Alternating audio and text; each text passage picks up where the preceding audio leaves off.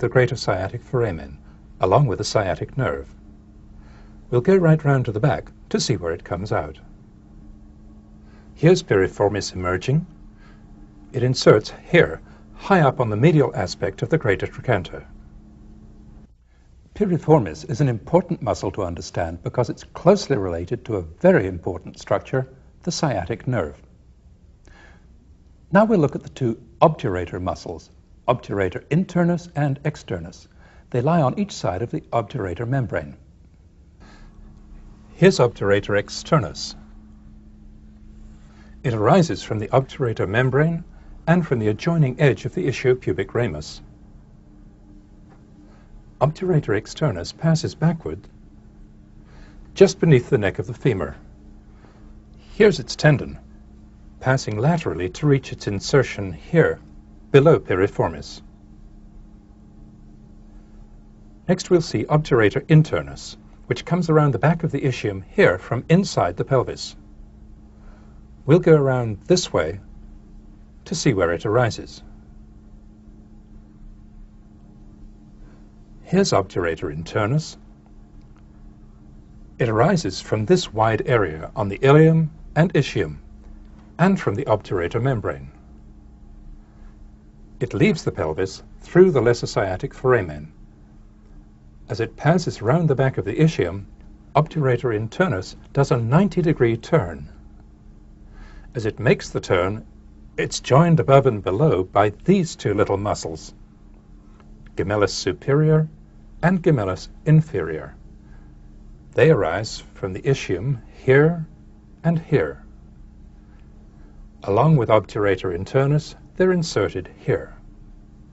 The last of the short rotators is quadratus femoris. Quadratus femoris arises from the ischial tuberosity here and inserts on the femur here on the intertrochanteric crest.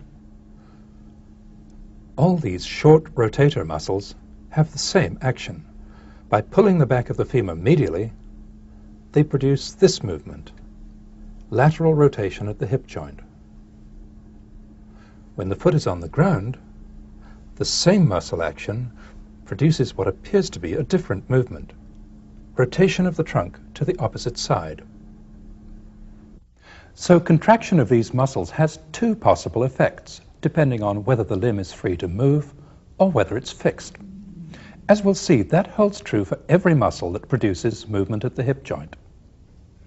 Now we'll move on to look at the groups of muscles which produce adduction and abduction at the hip. We'll look at the 5 adductors first. There are 3 named adductors, adductor magnus, brevis, and longus. And there are 2 other muscles which adduct, pectineus and gracilis. The adducting muscles all arise from this region on the ischium and pubis. And they're all inserted along this line. The lowest one, gracilis, right down here on the tibia. Let's start with the named adductors. Here's the largest of them, adductor magnus. Adductor magnus arises from the outer border of the ischiopubic ramus. Its insertion is in 2 parts, with a gap in between. The upper part of adductor magnus inserts here on the linea aspera. The lower part inserts here on the adductor tubercle of the femur.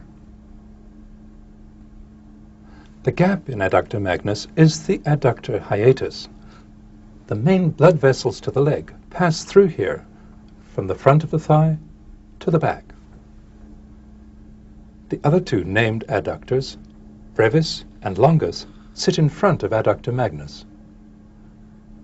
Here's adductor brevis. Here's adductor longus. Brevis arises here on the body of the pubis. Longus arises here. They're inserted on the femur right next to adductor magnus, brevis above, longus below.